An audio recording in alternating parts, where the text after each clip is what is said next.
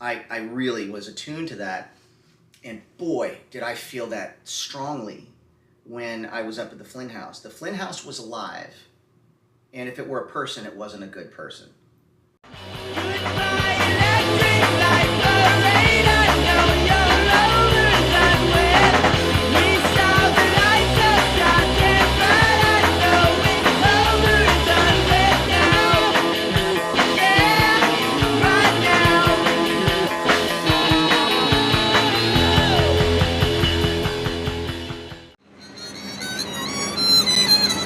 Well, good day, my friends. It's your old pal, Jordan the Lion. And as you saw, and as I mentioned in our last video, we're back at the Strawberry Festival. However, not the same type of video that we did last time. No rides or anything today. Today, I'm meeting up with some friends that I made at the winter dance party in Clear Lake, Iowa. The band Nelson. We became friends, and they told me that they would do an interview with me about their dad's famous house. So we met up this morning, and we had such a good time. They invited me to hang out with them today. So Days with Jordan the Lion, Nelson, in Plant City, Florida begins now. Check out Matthew's shirt. It's like the Nirvana Nelson shirt. They're getting ready to hang the Nelson backdrop right now. So they'll be performing here. Gunnar's got a pretty killer shirt too. This is Graham Parsons.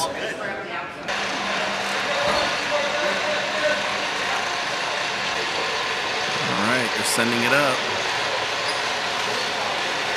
They're doing their Rick Nelson tribute show tonight.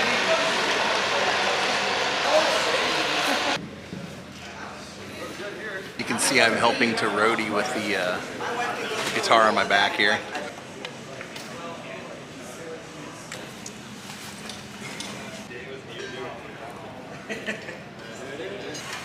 I'm not going to show much of the show because the songs are copywritten, and I showed a full performance when they were in Clear Lake.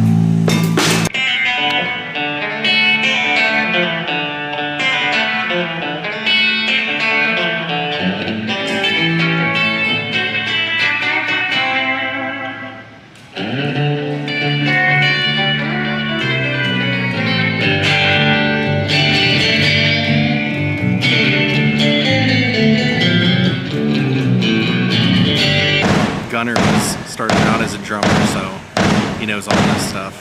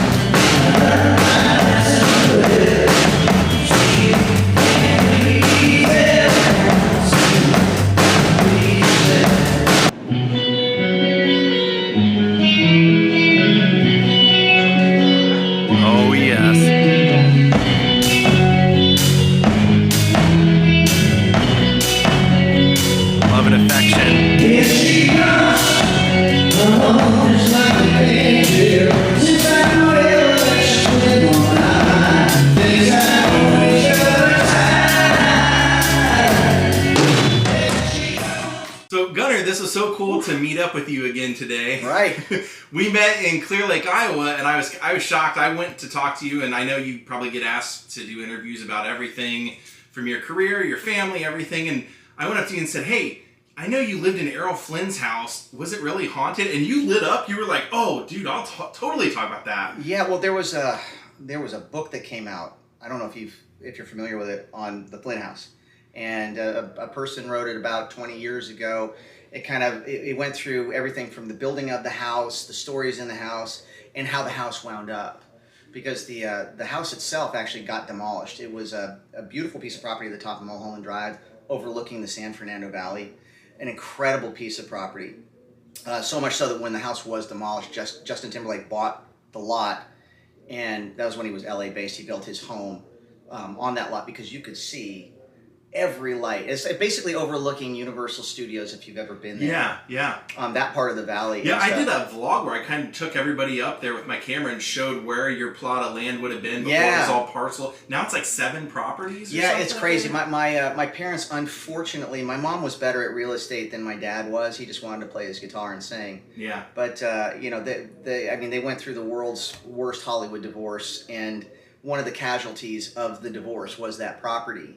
That alone, if they had been smart and divided the property and held on to it for a certain amount of time, the family would have been in completely different financial shape. But honestly, I just think that my dad, especially at the time, was just trying to tread water and stay alive. You know, it was a very difficult time for him. It sounds like from everything I've read that like the house just over the years was not kept up, basically. Is that what happened? It was. It's weird because to me the way I describe that particular house is that house was alive.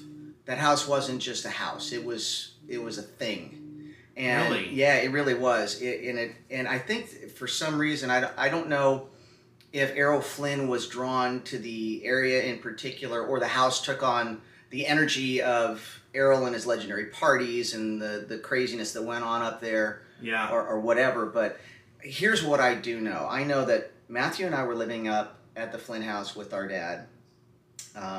We were alone with him for the last 6 months of his life.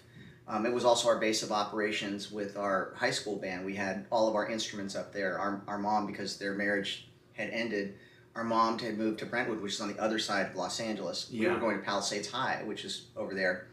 And we had to pay a senior before we were old enough to drive us every day all the way across LA to our dad's house up on Mulholland Drive to the band room up there, because basically it was this big giant house that was empty except for the one wing that our dad was in, and our instruments were upstairs. So we're real familiar with that house. And you know, it's kind of one of those things where I think the house, you can always tell when someone is struggling when their environment starts to struggle too. You're right. And you know, the first thing that goes, like if you're flying an airline, look out for the paint jobs on the planes, look out for the maintenance, you know, how the maintenance guys and girls are looking and their equipment and all that stuff, because the first thing that goes is the upkeep. Yeah. That's the first thing that people try to save money on. And that was going on in our dad's situation at the time. Again, world's worst Hollywood divorce. I think they bought the Flynn house when their marriage was having its swan song. It was really on the decline. And it was kind of like they had a Hail Mary baby, which was our brother Sam, which of course it fixes every marriage that's in trouble. And they bought that Flynn house because, you know, if you think about it, buying a house and restoring it and moving into it is a giant distraction. It keeps everybody incredibly... Or a bonding experience if you're lucky. Well, I mean, they say that, you know, other than going through a death and a divorce, actually putting a house together is like the third most stressful thing you can do. And I agree, especially when you're living in a construction area. But they didn't do a lot of construction on that particular home, which was really kind of a shift in paradigm. When our mom... I mean, you know, some wives would go out and, you know, collect dolls. My mom would go out and collect houses. I mean, she was like really into that. Wow. And she had a real knack for interior design, and she kind of went for like more of a rustic sort of thing. And that house had a lot of windows, so it was like a lot of sunlight, right? Well, it did. Now, it was a very interesting house. Flynn designed it himself. And it was weird because when you drove up to the house... I picture this. Okay, it was at the end of a cul-de-sac. You make a slight left at the end of the cul-de-sac. You drive up a driveway that's only about, 50 feet long. And there were some wrought iron gates there, okay? And it kind of looked like Addams Family gates. This wasn't like high-tech Beverly Hills motorized gates. This was, do the chain and all that kind of stuff. So that was foreboding unto itself. And then you drove through this gate. It had a little tiny car turnaround thing, and the driveway, or the garage doors were right in front of you. Right to the left of the garage doors was the servants' entrance. That's where there was a guest room for servants right there. You had to walk by the laundry room, and then the kitchen was right there. So basically, the accessible door that everybody saw when they drove up was not the main entrance. Was not what people normally use in a house. So that in itself was weird. You know, you had the servants' entrance right there. It was small and cramped and uncomfortable to get up and stuff. So in order to go to the front of the house, you'd have to walk all the pathway all the way around the house to the front of the house that was facing the valley. Okay? You know, I mean, I understand when they put that together, but it's just not practical. It's not practical. It's really not. I mean, that's not where you would really want your main entrance to be. Bang, right there. You do that if you're Errol Flynn and you want everybody to see your view before they come in your beautiful house. It just shows what the most important thing to Errol Flynn was the view. Mm-hmm. The whole house was about the view. So, as you mentioned, the front of the house that was facing the San Fernando Valley was glass, and they didn't have the technology back in the day to do big giant panes of glass. So they did the little squares. So the whole house in the front was these little panes of glass and stuff, and it did let a lot of light in and you saw the view, but it wasn't like what we would have today. Again, some stuff that would be very easy if you had the resources and the wherewithal at the time, like our parents when they bought the house. That's the first thing I would have fixed. Yeah. You know, I would have reoriented the entrance. I restore houses, so there are a lot of things that I would have done. My grandma, first thing she would have says, that's a lot of windows to clean. Yeah. Clean individually. And worth it. The layout of the house was super interesting. Okay, so you walk all the way around the house. There was a black bottom pool right there, and you basically had a cliff, and winding concrete stairs going down. Down the bottom, you had a clay tennis court, and down on the bottom of the property, you had it was kind of like a barn thing. It was like an arena. Was that the original casino? Yes, they called it a casino. Okay. At the time, but I heard through the years. I mean, they had cockfighting in there. They had all kinds of stuff in there. Yeah. Just kind of weird. Which is weird energy to bring to the property also. Yeah, I also heard through the years that there was like a secret sort of cave cellar thing that Errol used to store like his prized whiskey in and all that. And I never found it. I, for one, never found it. I think it was probably just the normal cellar that was underneath the house. Anyway, I digress. So you walk around the house, pool on the left, overlooking the view and all this stuff. You had your drop off there, turn right, and that was the main entrance of the house, which was really not very grand at all because there was no real entryway, so to speak. There was a little patch on the ground of some marble tile and all that, 10 by 10, and it opens up to the living room on the left, which goes the entire length of the house. A little bar area, which I'll get to in a second. Then the study. Then the master wing was down on the far end of the house. Right ahead of you, there was a stairway, not a grand stairway, but just a regular stairway that went up, and that was your top floor. There were there were 4 bedrooms upstairs. Couple small ones. Matthew and mine, we had ours above the garage, which was cool. When our dad would come home from the studio and pull into the garage in his Pantera, it would rumble, and we knew Papa was home, and it was pretty cool. When our sister Tracy lived there as well, that was cool. But the main bedroom at the time for Flynn was actually on the 2nd floor. I think the room that our father took as his room was basically kind of like the recreation room, so to speak, where they showed movies and they did all kinds of stuff. But there was also, as far as the recreation room, a legendary area in that room that had a California king-size bed and mirrors above it. I told you, my friend Shelley had told me stories about that. And that's true. So, anyways, mom, dad break up. Mom moves out. We're left there with our dad and a series of housekeepers and stuff while our dad was on the road to pay for everything. And we were left alone a lot with that house. Now, when you're 13, 14, you can't drive. That is a rotten place to be as a kid because you would think as an adult, it's great, the view's wonderful, and it's a storied house and all that. Wasn't in fantastic shape. It could have gone either way. When we got the house, it could have easily been fluffed and restored back to opulence easily. Well, and if your mom invests in houses, that's kind of what I was thinking. Why did she buy a house that she wasn't going to put money into? The only difference on this one, my father was the one who wanted this house. Okay. My mother picked out every other house. This one was the one my dad wanted. And my dad wanted this house because when he was growing up with Ozzie and Harriet and they were down in Hollywood, 1822 Camino Palmero, many a dinner conversation was had over the family table with Oz and Harriet about the Flynn house. It was talked about a lot. It was kind yeah. of the stuff of Hollywood legends. So when I think my dad got it in his mind when he was growing up that, Heck yeah, man, that's success. you'd be badass if you were the guy in that house. You'd be it. Totally. At the time, especially when our parents broke up and my dad was gone all the time, we told our dad. I remember it was an interesting conversation because my dad really wasn't like that. He wasn't materialistic. There was like one thing in his life that he loved, and it was his 1972 Pantera. He loved that car. That was like the one thing. Other than that, give him a cheeseburger, an acoustic guitar, and a Snickers bar, and he's happy. He was fine, right? Very cool. But with that one, I just told him, you should sell this house. It's a lot to keep up. Mm-hmm. And just get a condo in Marina Del Rey. Just make sure it has 2 bedrooms so Matt and I have a place to come. And then you can lock it up, and not worry about it. I mean, this house is kind of isolated. It's a little scary when you go on the road, and we're alone here. I mean, it's isolated, Yeah. At the time, at least it was. Now it's still. Yeah. It's still, I mean, it's the very top of Mulholland. So let's just say it's a destination. Yes. You have to really, but visions of Sharon Tate and Abigail Folger come to mind when you think about that. Well, it feels like that. Yeah. Look, for me personally, I just feel this way because I was born and raised in Hollywood. Okay, I'm a Hollywood hillbilly. I just am.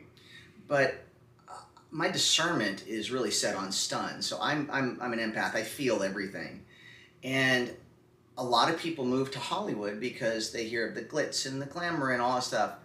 I feel desperation and suicide and drug addiction and alcoholism, broken dreams. I mean, that's what I feel, and since I was a kid, I really was attuned to that, and boy, did I feel that strongly when I was up at the Flynn House. The Flynn House was alive, and if it were a person, it wasn't a good person.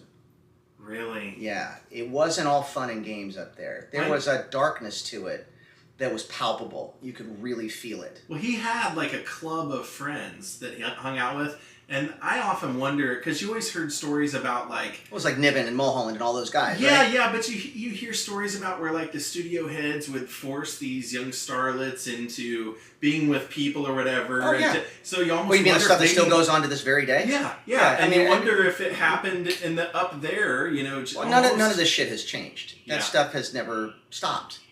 Yeah, I mean, there's that famous story of, God, I think it was Louis B. Mayer. Louis B. Mayer had a tunnel that from all of the starlets' bungalows and stuff. All the tunnels actually ended in his office, and he had a button in his office.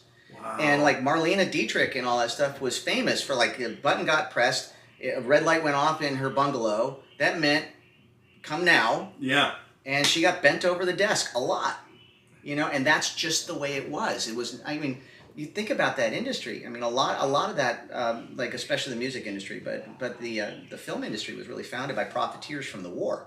So these weren't good people, just in general. Yeah. And the whole Hollywood game, so to speak, the casting couch is absolutely very real. Mm-hmm. And I've been in that situation a lot, from both guys and girls, and it's tap dancing around that, even as a Nelson, is very difficult. Well, and I know that Errol, at the end of his life, he was accused of rape. So that's kind of why I say you just never know what kind of energy was in that house. I feel more than that. I mean, there was more than that went on than just rape. Oh, really? You Yeah, think rape's like bad enough. Murder but type. Yeah. You can, like you said, you can feel it. Yeah, you can feel it. There's some ick up there. I mean, there was definitely a presence there. Like, I think when my dad was alive and Matthew and I were up there making music, we were young and stupid and all that kind of stuff, but we were so pumped on making music and playing the LA clubs at the time that we were so focused on that, and there was so much live energy in the house at the time.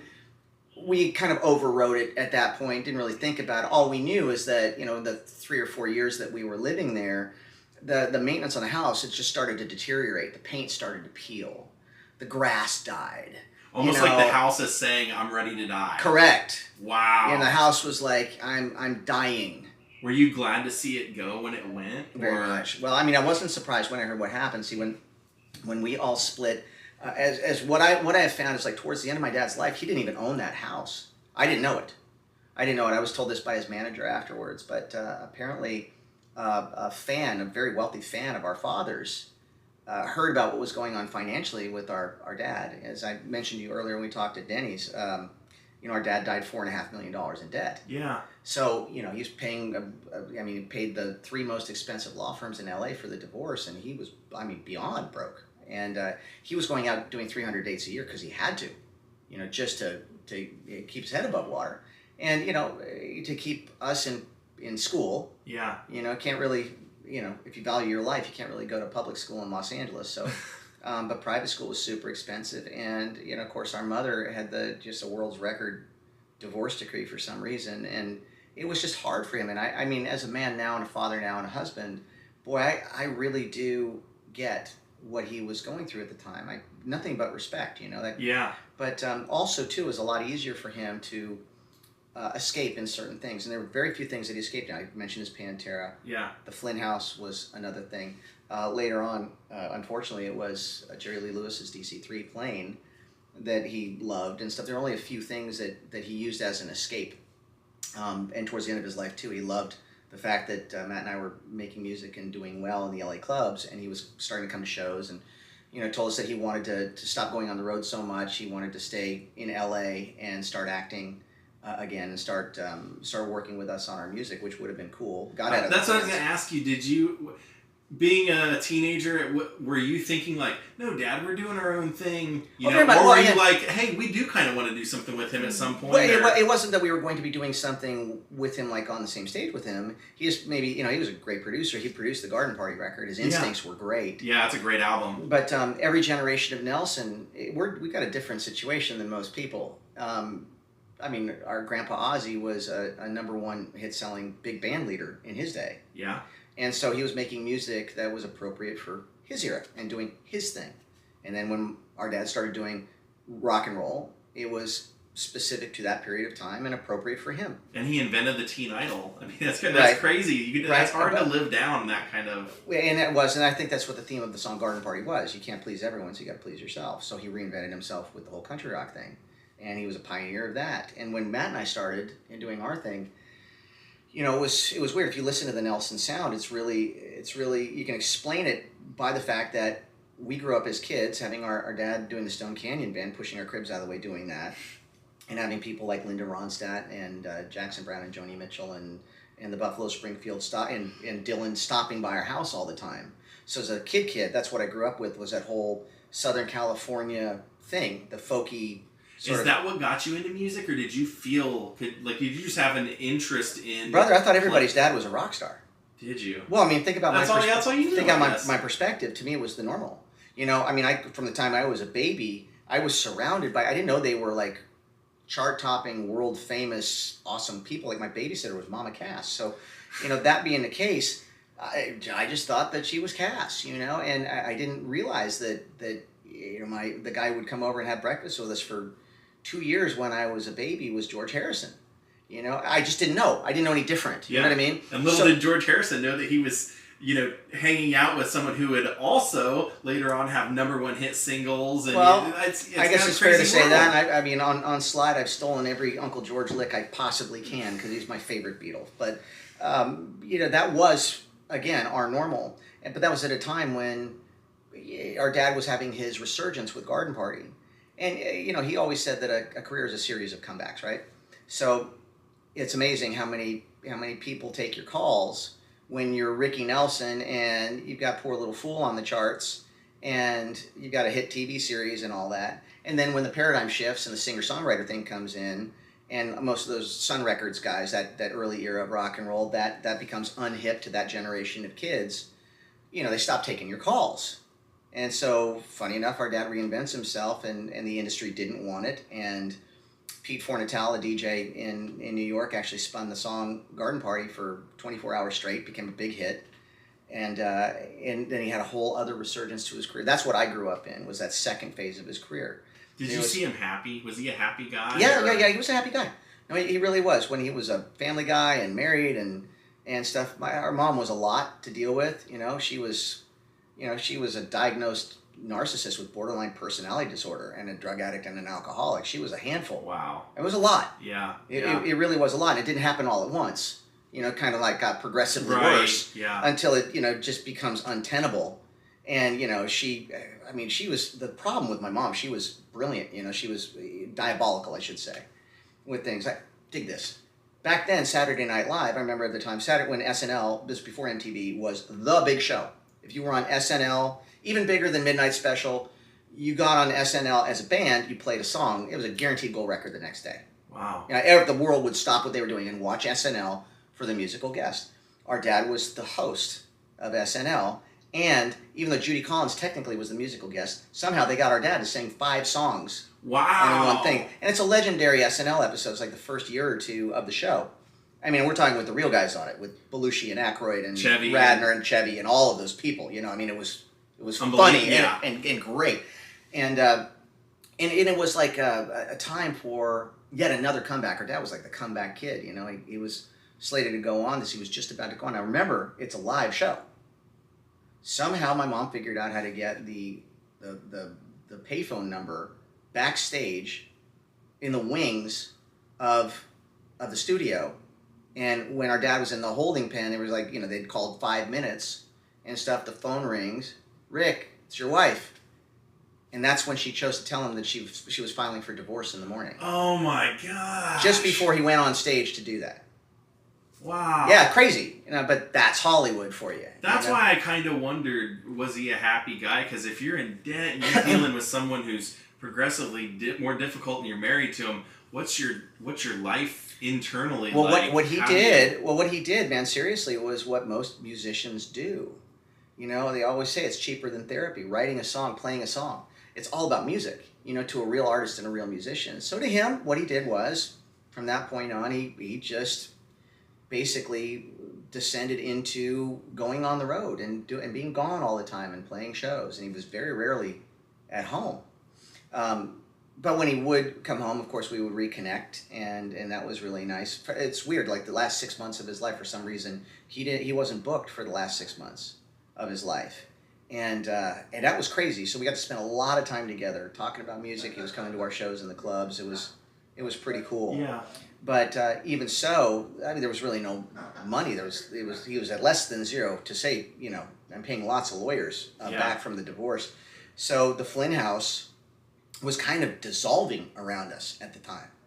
You know, there was no one cleaning the carpets. There was no one cleaning the windows. You know, the lawn had died, like I mentioned. You know, the paint was peeling. But I heard that it had like a real musty smell to it or something, or like a decaying wood smell. Well, it was mold. You know, it was like mold and old wood and also, like I said, you know, I mean, look, old houses like that. I restored 2 Victorians, and they're alive. Those houses, they need constant upkeep. Yeah. You can't wait 5 years and go, okay, I'll paint the house then. You're painting a side of the house every year, and you're alternating. You're working your way around the house every year. You have to, because if you don't, it'll get away from you really quick. Yeah. And it just wasn't a priority to him. You know, he just wanted to be gone and wanted to be touring. Yeah. And it was sad because it seemed like every time he would come back, the house was in worse and worse shape. We were still there. But, and, you know, gosh, we're kids. We don't know any different. We just made it work. You know, yeah. Happy to have a roof. You know, even if it was peeling, we didn't care. But the house started to change, and we started doing a little more research and started hearing stories, because everybody that we would meet who knew that we lived in that house, oh, I got a story about the house. And they all really pretty much turned out to be true. I mean, they were all really there. Like behind the bar for real in the wainscoting there was a hidden doorway that somebody could duck down when they're bartending. They could duck down behind the bars if they're getting something and disappear. They pressed the panel, the door would open. No one could see it open because it was below the bar level. Yeah.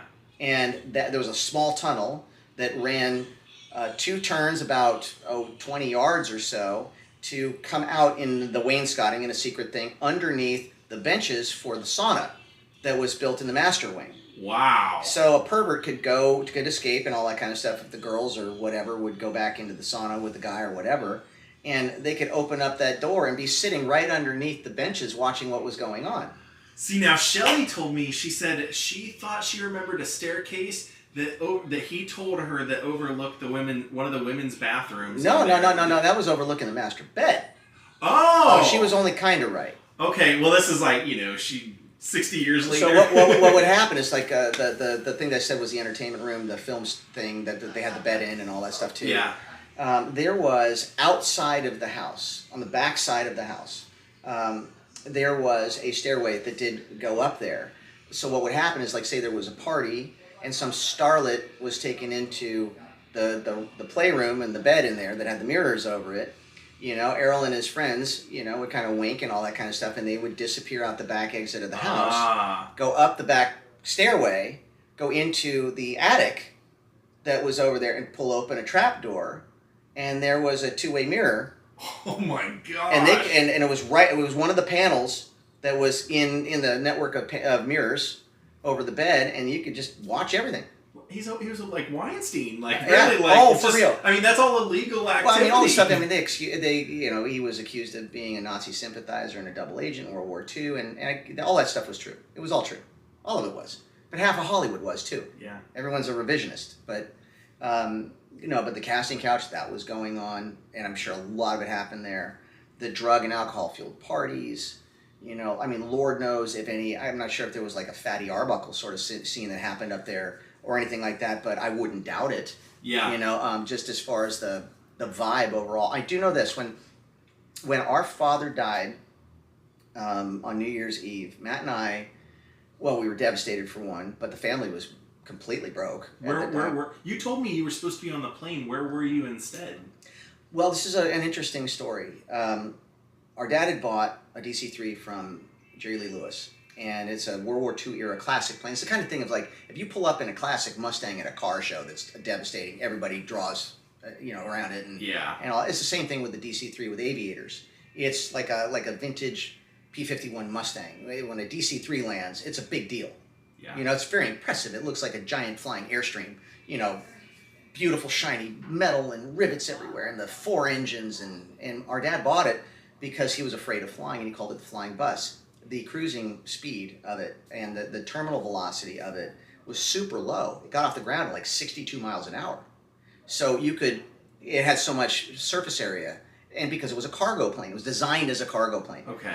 And the role of the cargo plane when it was built was World War II era. Mm-hmm. And so a lot of those planes were going into like French Guiana and stuff with makeshift runways. They had to be able to take off and land easily, quickly, gotcha. Carry tons of payload. He thought it was going to be pretty safe. Yeah, like his whole thing was like, if all the engines went out on this thing, no problem. I'm at 60 miles an hour and I can cruise in for a landing anywhere. And that was his vibe. That's a pretty good point. You would think, unless the plane catches on fire, so that's... Or it's cursed. Yeah, or it's cursed and catches on fire. Yeah. I mean, there were a lot of things. We'll get to the crash in a second, but Matthew and I had never flown on the plane. My dad loved the plane. He thought it was just great because it had a great history to it. It was a World War II. It was like a warbird. It was like very romantic. I had an A2 bomber jacket at the time that was real, and I just a present. I gave it to my dad when he bought his plane. He was never without it and stuff. And he always felt like that's so cool. Kind of felt like Howard Hughes, doing his thing. And that did make him happy. And since Matt and I had never flown on the plane, we made a deal with our dad. He was playing New Year's Eve in Dallas, and he said, "Okay, well, why don't you guys fly down to Alabama, go to Gunnarsville. There's a show there at PJ's Alley, and Pat Upton, who owned PJ's Alley, was an original member of this, or a secondary member of the Stone Canyon Band during the second phase, and a family friend. He sang that song, "I Love You More Today Than Yesterday," a really high voice. Yeah. And so the plan was we were gonna fly down there and meet the band because they were on a run. Mm-hmm. And we had a gig that we had to do in the LA clubs at the time that was conflicting. So we were going to, after the gig, fly down there, be with him at the gig at PJ's Alley, and then fly with the band after that to Dallas where they had a New Year's Eve show. And then fly back to LA. That was the plan. Okay. And that was great. I mean, the band was our family, and it was awesome. The crazy thing was our father called us the night before we were going to fly commercial to Alabama to meet him. And he said, "I don't want you to come."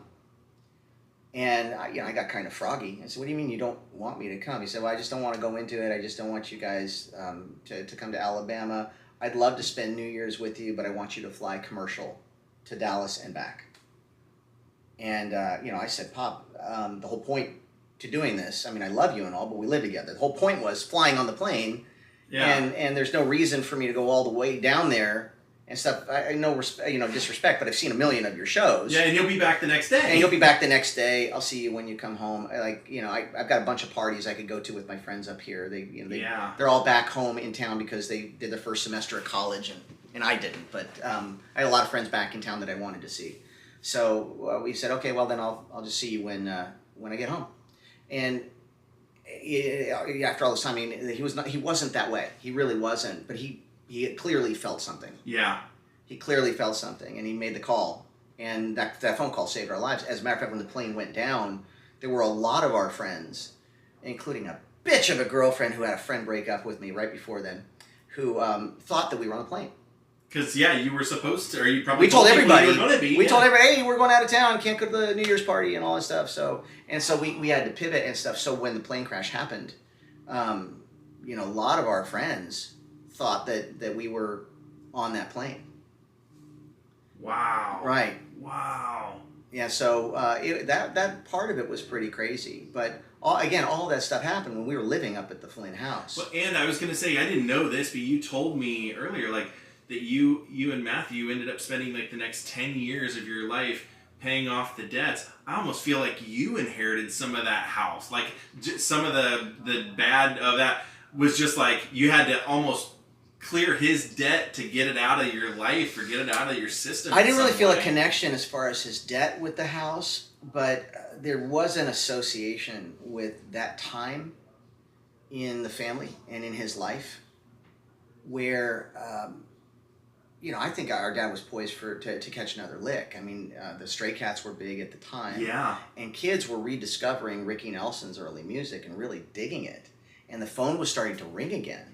And the TV producers were starting to call again, wanting them to be back and make Rock and Roll Hall of Fame and everything was starting up. All of that. You know, the unfortunate thing is that that he wasn't inducted the first year as he should have been, and he was alive that year to see his friends. I was with him when he was watching it on TV, and I was like, well, how do you feel about that? He says, well, I'm happy for my friends. It's like, whoa. I mean, look, I'm a lot more of a dick than my dad was. You know, I have a very low threshold for stupidity and injustice. I've always been that way. Yeah. And I was indignant for him. I just thought that was really crap. And some things never change because I feel like the Rock and Roll Hall of Fame does the same thing to this day. To this day, well, artists. I mean, look, it's like anything. If you're in their club, if you play their game and all that kind of stuff, you're in. But you know, Jan Winter at Rolling Stone and all that stuff it's turned into a fucking fashion magazine and a political commentary, all of which I don't agree with. Yeah. It has nothing to do with music anymore. Well, I mean, does anything have anything to do with music anymore? Yeah, it seems like it's not music anymore. The music industry is the image of the musician. They've been using musicians forever. Especially for the last 20, 30 years to sell their Levi's and sell their sneakers and sell their cars and do all that kind of stuff. But, when you're an artist, none of that crap matters at all. It really doesn't. And our dad truly was an artist. I mean, you have to imagine this. My dad was a great actor. He was very talented. In Rio Bravo, he was excellent. Howard Hawks was like, man, you really need to, you're a fine film actor. You really should do this. But our dad loved music so much that that's the path he chose. He actually turned out to not just be a TV star that happened to make music like so many after him. He was really always a rocker that just happened to start out on TV and have a talent with it. By birth. Right, but he legit lived and died for rock and roll. Yeah. Legit. Now, how did that affect your and Matthew's career when you did Nelson? Did you have to battle through being Rick Nelson's sons, or could you be taken seriously right away as the great man that you were? Oh, no, thanks. Well, it didn't. None of that stuff started that way. I mean, we'd been playing professionally in the LA clubs since we were 12. When our dad died, we were 18. And you told me you and Matthew were the reason that kids can perform in clubs with a parent. Do you want to mention that? I thought that was so cool. Well, we actually were stonewalled at first because we wanted to, we'd been playing since we were 6, but we wanted to start playing the clubs. And they wouldn't let us play because we were underage and they served alcohol. So Matthew and I were the ones that went down to City Hall in LA. And fortunately, our parents knew Tom Bradley, the mayor at the time. And we petitioned City Hall for the law that exists now, which is a minor can be escorted into a club or venue that serves alcohol with a parent or guardian, and as long as they're escorted out immediately after they play, they can't hang out. That was ours, so we could do that. And so we actually, as I mentioned a little earlier, we weren't ever part of that Sunset Strip scene, the hairband thing. Poison and you were before it, which surprised me. About a decade before. We actually, when Matt and I were sharing the stages with the pros back then it was a completely different scene. It was 10 years earlier in the 80s, during the early 80s, late 70s, with the skinny tie bands. It seemed like every band that was coming out of LA had a "the" in front of their name.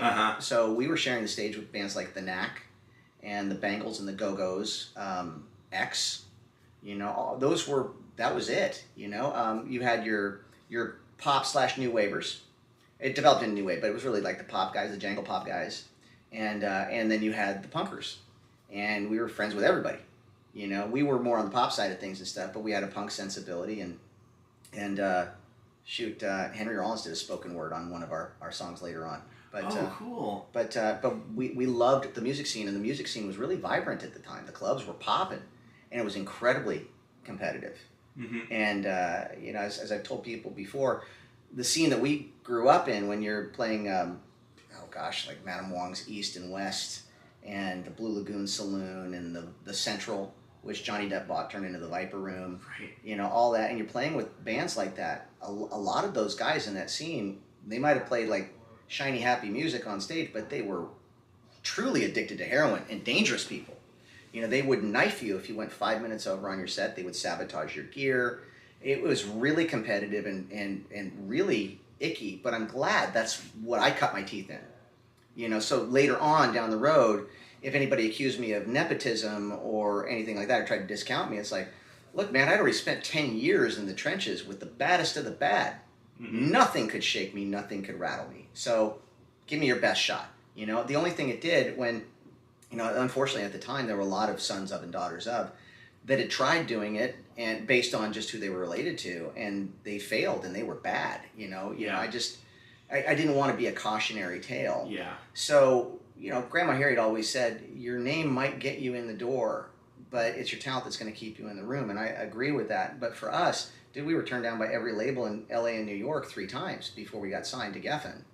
And it just made us work harder on our songs. You know, most of the bands at the time, when we were trying to get signed, they were working so hard on their live following in the clubs. So they thought that, you know, if they started to draw a lot of people, they were going to get an A&R guy down there who would discover them, and then they get signed, and do a lot of stuff.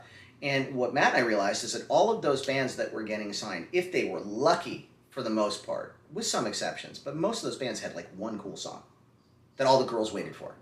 You go to the set and they'd have to sit and wait through, you know, a bunch of crap.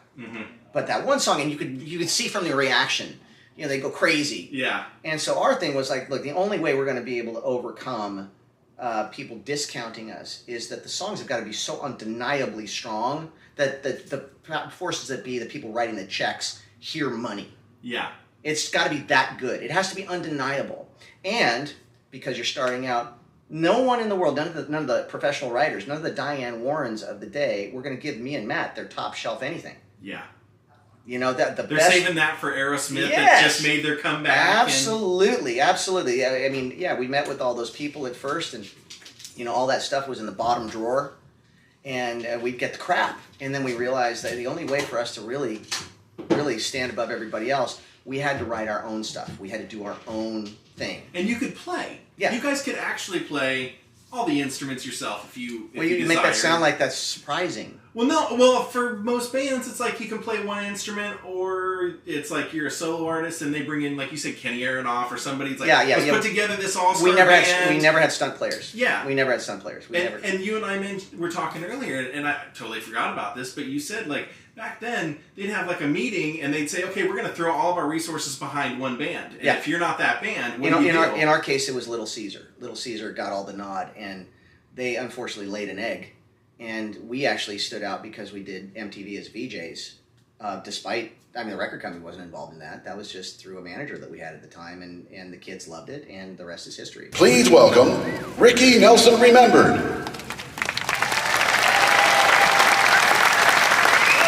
Okay, all right, here we go.